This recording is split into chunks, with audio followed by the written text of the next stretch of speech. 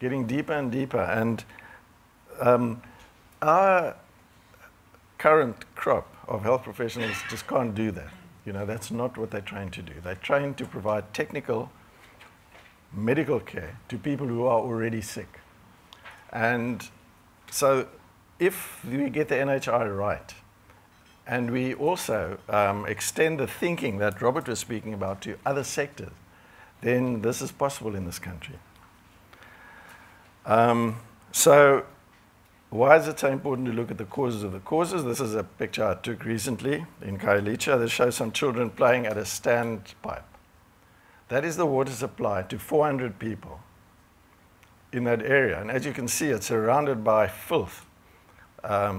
This is not 20 minutes from where we're sitting now, is where the conditions under which people are living.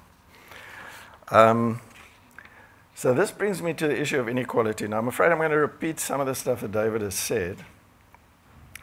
This slide I made a few years ago. It comes from the presidency.